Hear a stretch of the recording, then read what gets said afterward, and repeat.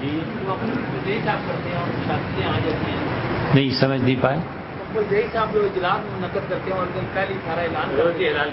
دو چھوٹے چھوٹے واقعات میرے ساتھ بھی ہیں. میں سنی سنائی وغیرہ پہ زیادہ نہیں جاتا. کور کمانڈر پشاور تھے, ان کے ہاں کسی وجہ سے قیام تھا. صبح ہم نے عید پڑھی, عید پڑھ کے چل پڑے پنڈی کو.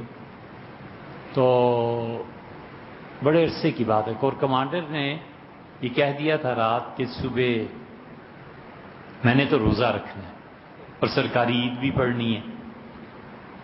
میں نے کہا میں تو مسافر ہوں, روزہ رکھوں تو اور نہ رکھوں تو میرے لیے کیا. تو انہوں نے کہا بھئی وہ صبح گواہوں کو بلا لینا, عید کی نماز ہو گئی, گواہ آ گئے. جب گواہ آئے تو واللہ عالم کیا تھا, لیکن وہ فوجی دفتر, ماحول, کور کمانڈر کی گاڑی, یہ وہ سب دیکھ کے اس نے کہا بھئی صحیح بتاؤ تم میں سے کس نے چاند دیکھا. میرے سامنے کی بات, ولیعذ باللہ گواہ ایک بڑی داڑھی سب کچھ تھا. اس نے کہا کمانڈر صاحب 2 چرس کے سگریٹ لیے ہیں اور 100 روپیہ لیے ہم نے گواہی دی.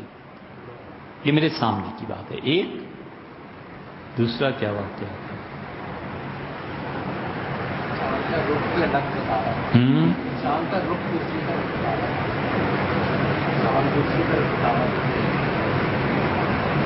دوسرا واقعہ بھی میری ساتھ پیش آیا. پٹھانوں, ہاں اچھا الحمدللہ یاد آیا. خان صاحب کو بہت زیادہ تھا کہ ایک عید ہونی چاہیے, تو فرمایا تو اسلم کھٹک صاحب کو میں نے کہا بھیج دیں سب. اسلم کھٹک وزیر داخلہ تھے شاید اس وقت, جب پشاور میں تھے, کیا ہیں جو بھی ان کا عہدہ تھا, تشریف لائے.